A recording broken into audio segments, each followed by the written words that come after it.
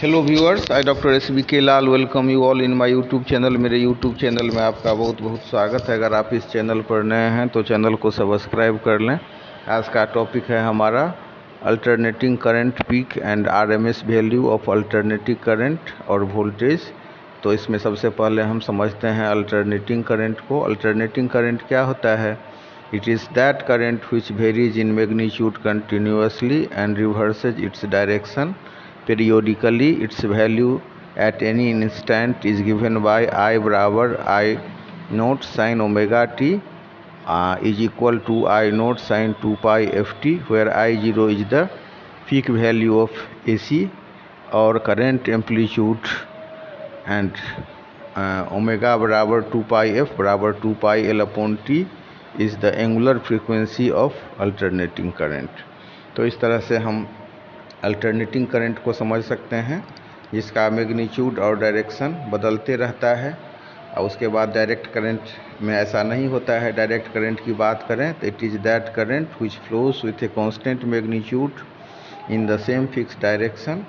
अब इसके बाद हम समझ रहे हैं कि एसी सर्किट में अगर हम इसको निकाल करके आपको दिखाएंगे, पीक वैल्यू की बात करेंगे तो यहाँ पर हम देख सकते हैं, अगर हम आई एम को हम पीक वैल्यू से डिनोट कर सकते हैं, और एवरेज जो होता है area under the curve upon base length होगा। आरएमएस को हम इफेक्टिव मास के तौर पर समझ सकते हैं।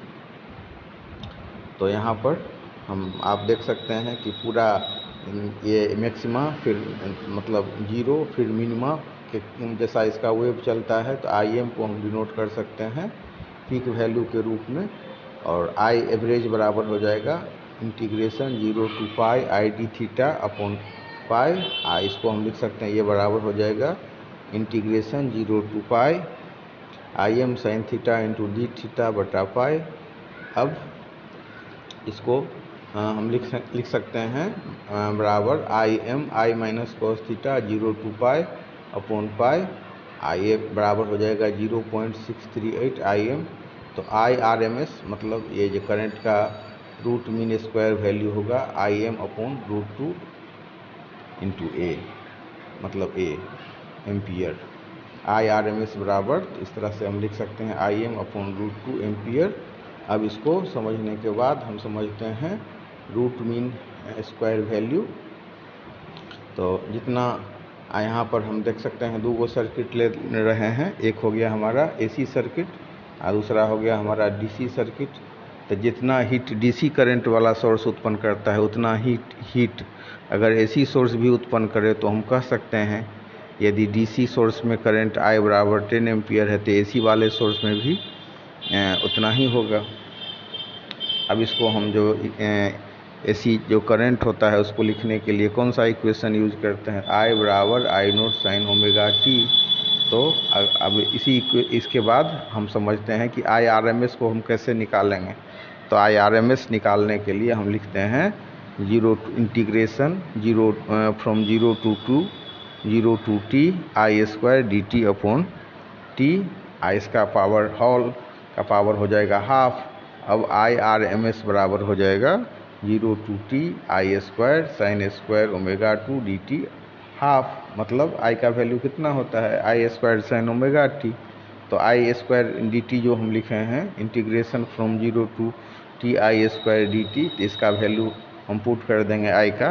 तो आई स्क्वायर डी टी के जगह पर हम नहीं लिख सकते हैं I naught square sine square omega T D T. अब इसका बाद वाला स्टेप देखिए, आई आर एम एस बराबर होगा I naught square upon T integration from 0 to T. और ये समझ लीजिए कि साइन स्क्वायर थीटा बराबर होता है 1 माइनस कॉस थीटा बटा 2, या प्लस भी हो सकता है साइन स्क्वायर थीटा बराबर 1 प्लस कॉस थीटा बटा 2। तो यहाँ sign square omega T D T है, तो इसके जगह पर हम लिख सकते हैं 1 minus cos 2 omega T upon 2 into D T के पावर हाफ। अब इसको हम लिख सकते हैं आई आर एम एस बराबर I naught square upon 2 T minus sine 2 omega T upon 2 omega 0 to T half. इस तरह से हमारा हो जाएगा आई आर एम एस बराबर I naught square upon 2 T minus 0 minus 1/2 omega sine 2 omega T minus sine 0, इसका power हो जाएगा हाफ। अब आई आर एम एस बराबर I naught square upon 2 pi T के हाफ।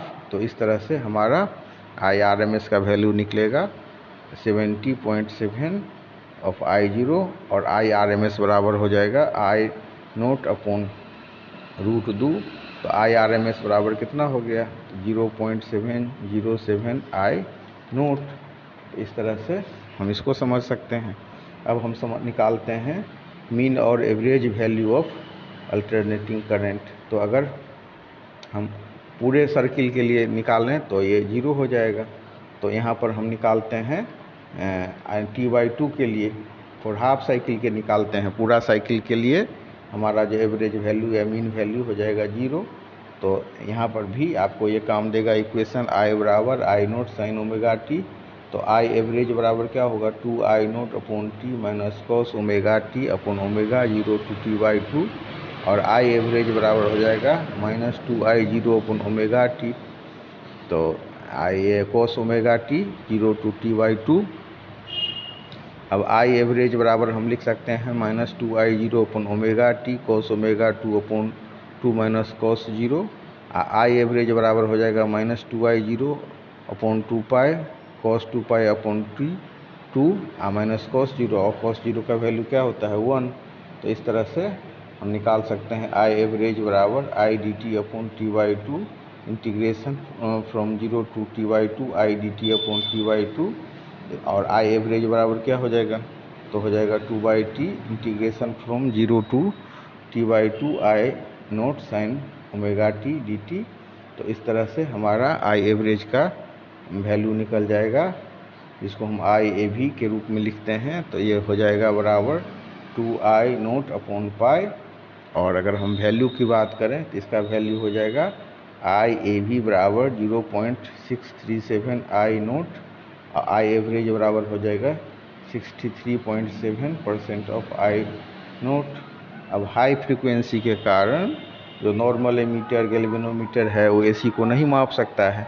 तो एसी को मेजर करने के लिए ऐसे डिवाइस की आवश्यकता होती है जो हीटिंग इफेक्ट पर काम करता है और जिसे हम कहते हैं हॉट वायर एमीटर या हॉट वायर वोल्टमीटर। तो इस तरह से हम देख सकते हैं। अब जो एसी टाइम के साथ कंटिन्यूअसली चेंज होता रहता है। किसी सर्किट में जो हम दे रहे हैं एसी, उसे व्यक्त करने के लिए हम इक्वेशन लिखते हैं कौन सा आई बराबर I note sine omega T.